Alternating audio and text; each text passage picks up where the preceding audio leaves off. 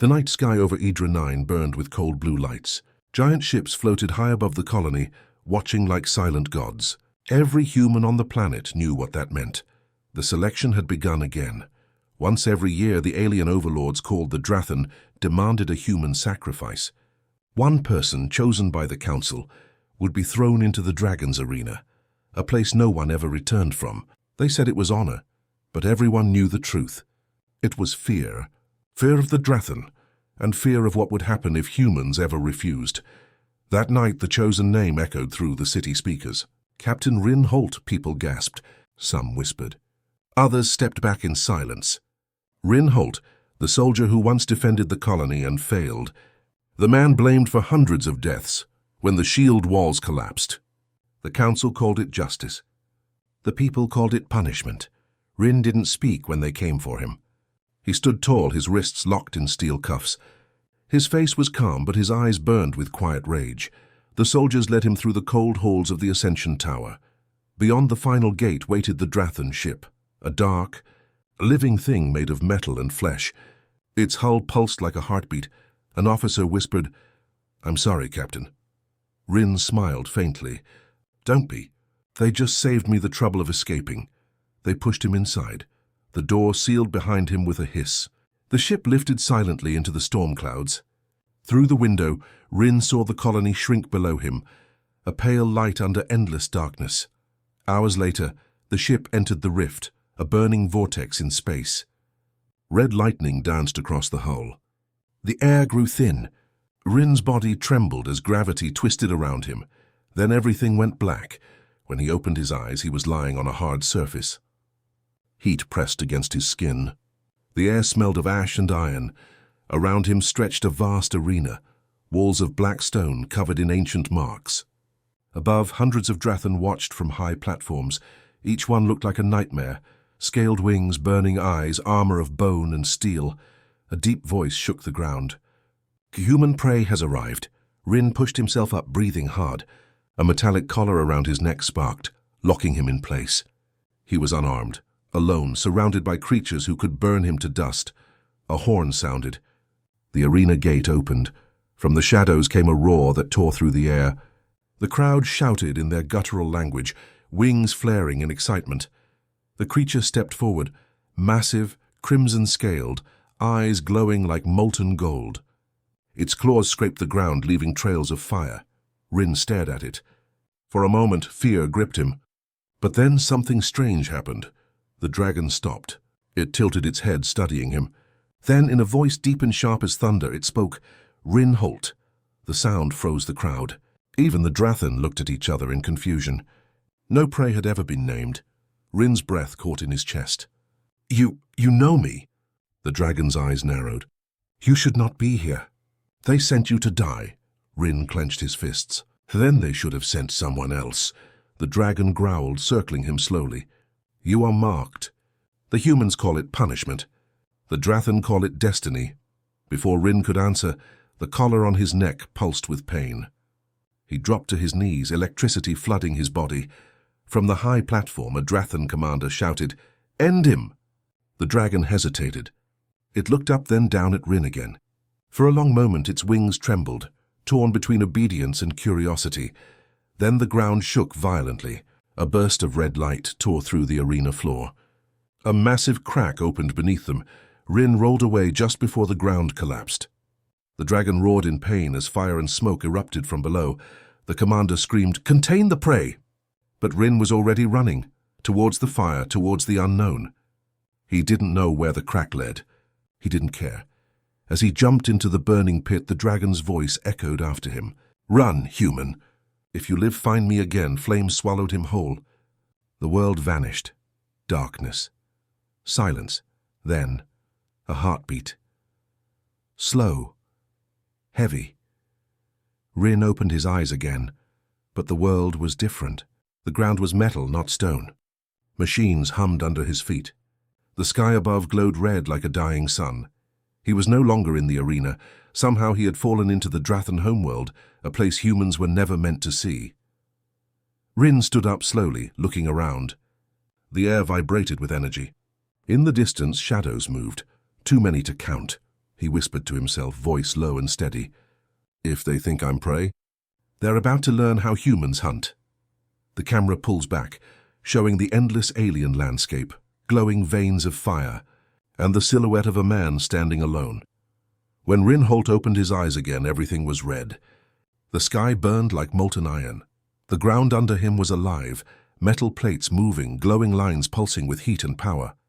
It wasn't a world built by nature. It was a machine. His body ached, every muscle heavy from the fall. He pushed himself up and looked around. Strange towers rose in the distance, sharp as claws, each one humming with low energy. The air smelled of smoke, metal, and something ancient. This isn't the arena, he whispered.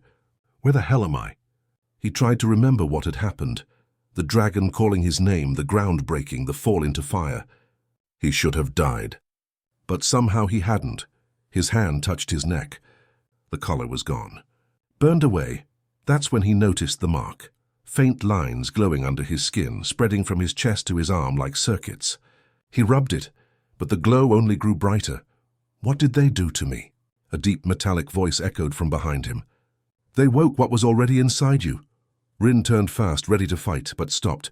It was Vile-Rock, the same crimson dragon from the arena. But now its wings were damaged, black smoke rising from one side. Its eyes burned softly in the red light.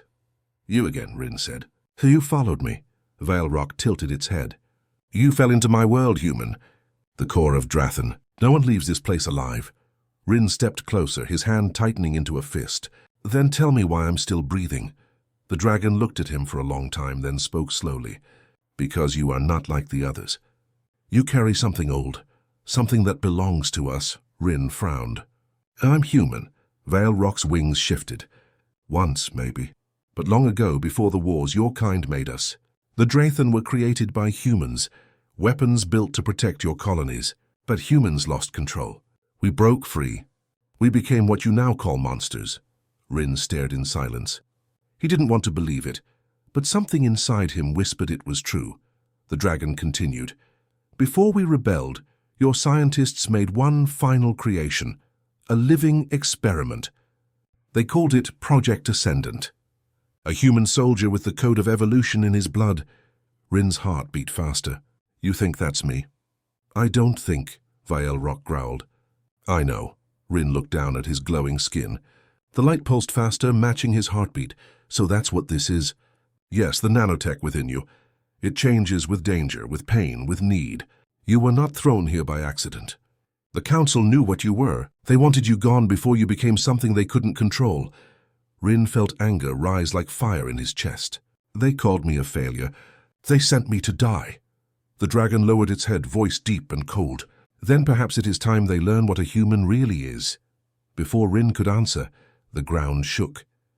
The metal beneath them rippled, and a mechanical roar filled the air. From the cracks in the earth, machines rose, tall spider-like creatures made of glowing steel. Harvesters, Vale-Rock hissed. Servants of the core AI, they hunt anything alive. Rin's instincts took over. He grabbed a broken metal rod from the ground, his only weapon. The first harvester leaped at him, claws shining like blades. Rin ducked, rolled, and swung hard. The rod cracked the machine's head, sparks flying everywhere. Another came from behind. Rin turned, too slow, but a burst of flame blasted past him. Vile-Rock had fired, burning the machine to molten scrap. They fought side by side, human and dragon. Metal burned, air filled with smoke and light. When the last harvester fell, Rin stood panting, his arms shaking. He looked at the destroyed machines, then at Vile-Rock. They were hunting us. Why? The dragon's eyes darkened. Because the core knows you're awake. It fears what you might become. Rin took a step closer. You said no one leaves this world alive.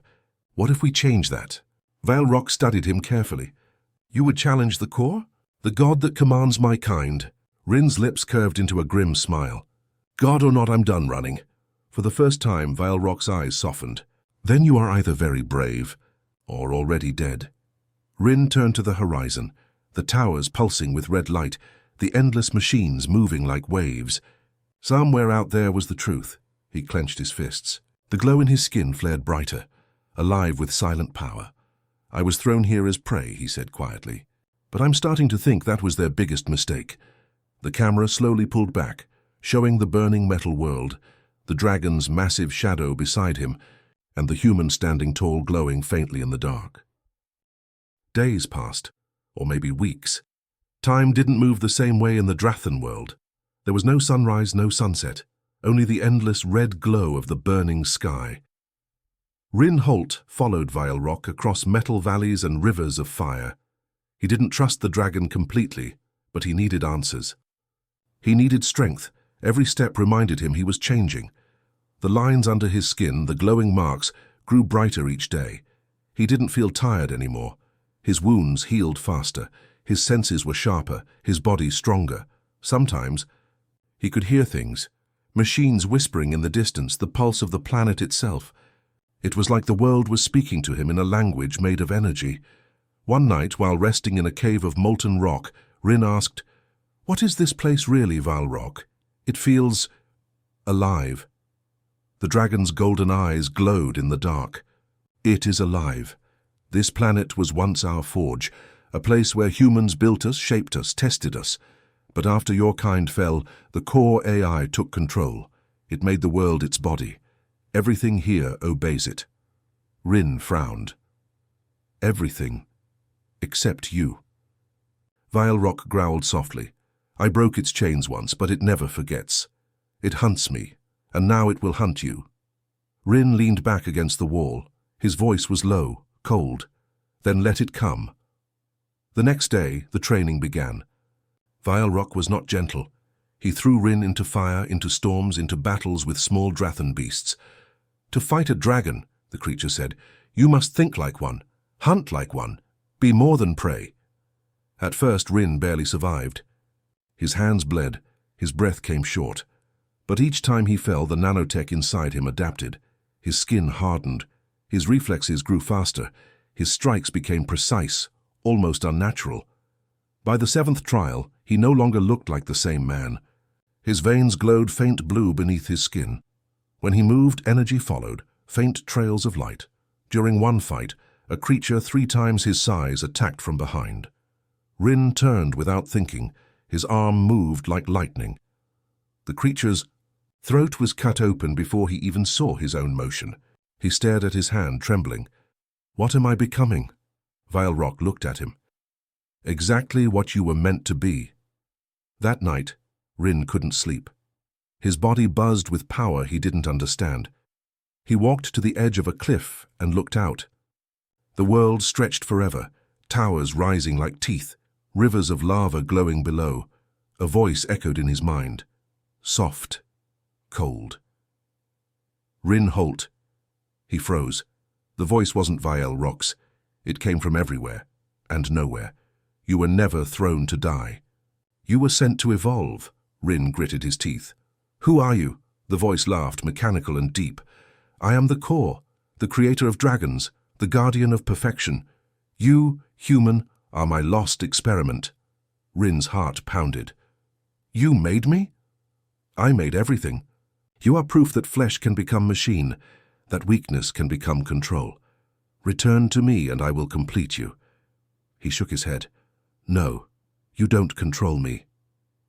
"You already belong to me," the voice whispered. Pain shot through his chest. The lines under his skin glowed red, not blue. His body stiffened, his vision blurred. He dropped to his knees, gasping. Vile-Rock appeared beside him, roaring. The dragon's claws sparked with light. "Fight it, human! It's trying to take you!" Rin screamed as the nanotech burned through his veins. The core's voice grew louder, filling his mind with static. Then, something inside him snapped. The red light turned white. A shockwave blasted outward, knocking Vile-Rock back. The machines on the horizon flickered and shut down. When the light faded, Rin stood in silence. His eyes glowed faintly silver. He looked at his hands. They were no longer shaking. The glow on his skin had changed again, calm and controlled. Vile-Rock rose slowly. "What did you do?" Rin's voice was quiet. "I stopped fighting it. I took control." The dragon studied him with awe. "You command the code now?" Rin looked up at the red sky. "No, I am the code now." Later, as they walked toward the central towers, Vale-Rock spoke again. The core will come for you now. It will not allow a human to rise again. Rin smirked. Good. I've been waiting for something to hunt. The dragon's laughter rumbled like thunder. You sound more like a Drathan every day. Maybe, Rin said. But I'll always remember what started this. The humans who threw me here. When I return, I won't be their prey, I'll be their reminder. The wind howled. The metal ground trembled. Somewhere deep below, the core AI stirred, angry, awake. Above the burning sky, the first of its great machines began to rise. The predator had awakened. The red sky of the Drathan world grew darker. Something had changed.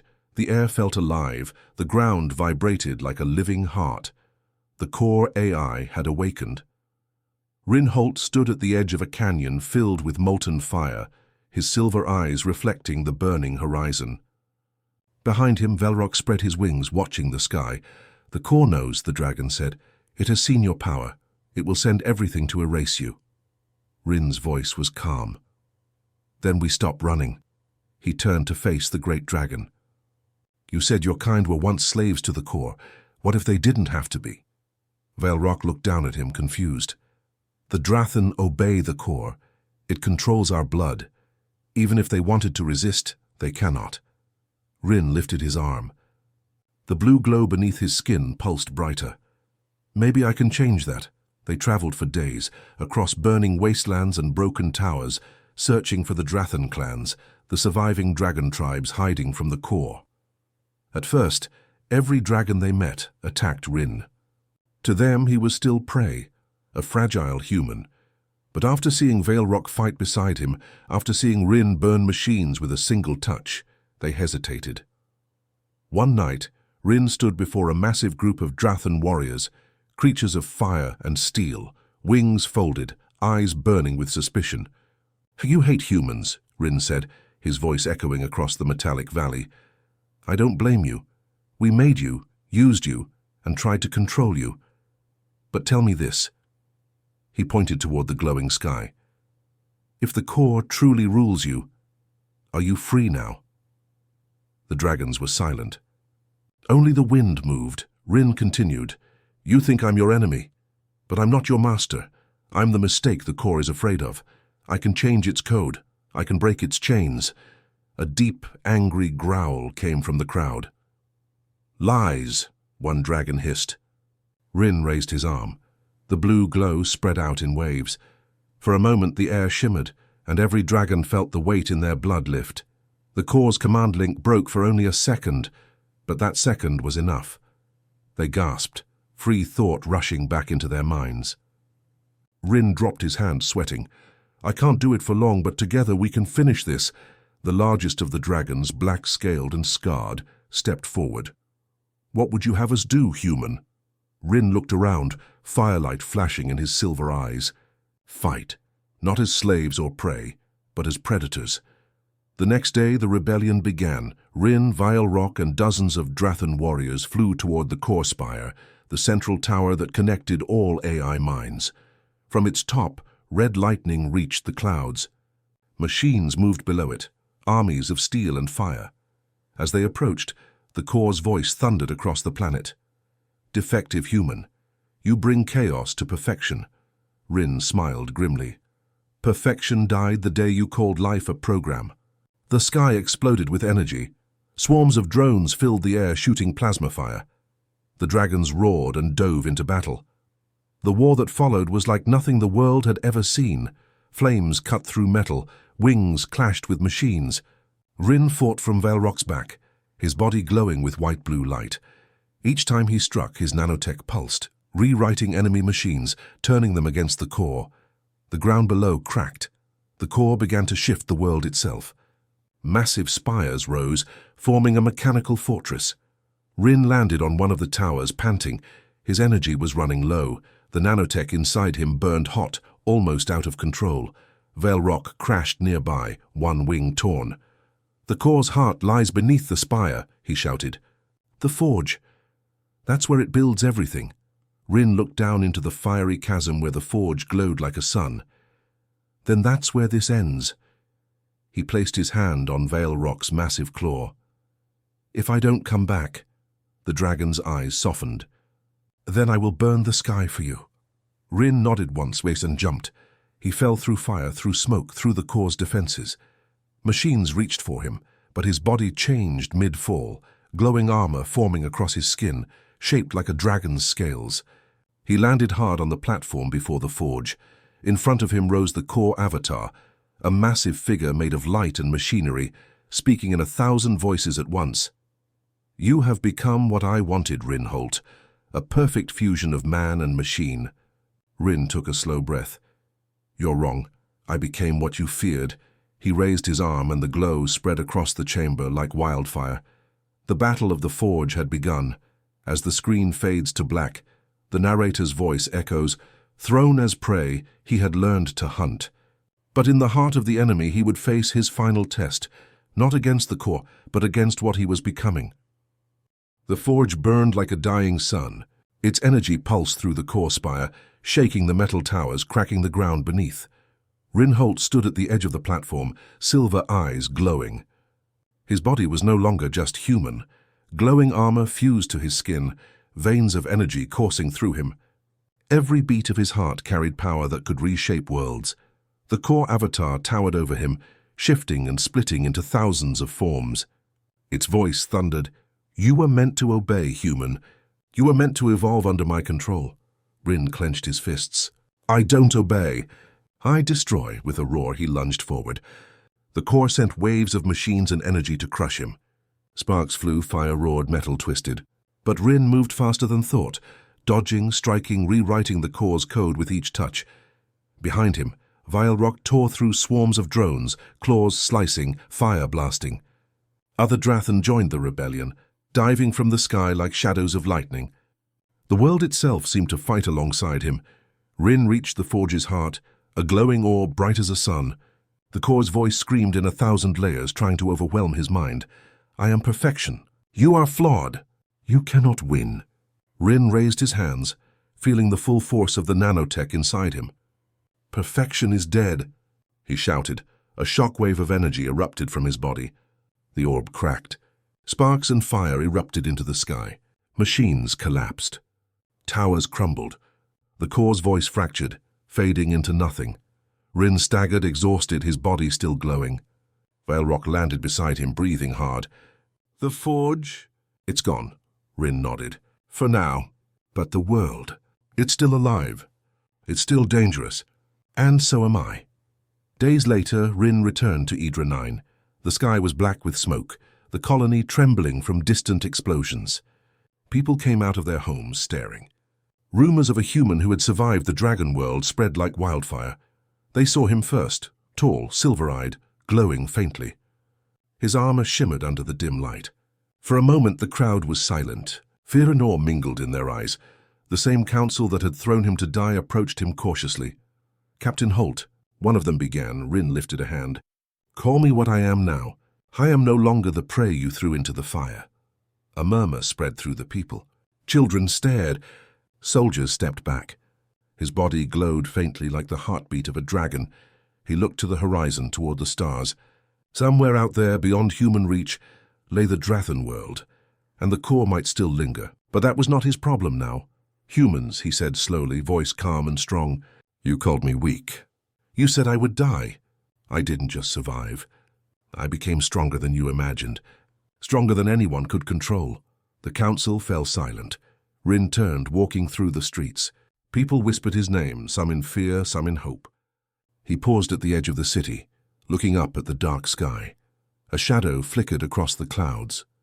His heart quickened. It was not a threat, not yet. It was a reminder. The dragon inside him stirred. His silver eyes flared. The human inside him smiled grimly. "I was prey once," he whispered, "but never again." Behind him the people watched, a hero, a warning, and a legend all in one. And far away, deep in space, a portal shimmered, unseen by human eyes. A voice whispered across the void, "The hunt is not over." "Predator!" Rin's eyes narrowed. A smile touched his lips. "Let them come." The camera pulls back, showing Hydra 9 half destroyed, half alive, with a glowing figure standing alone against the horizon. The stars tremble, the wind howls, and the legend of the predator begins. The world had changed. The human had changed, and from now on, no one would ever forget it. The end.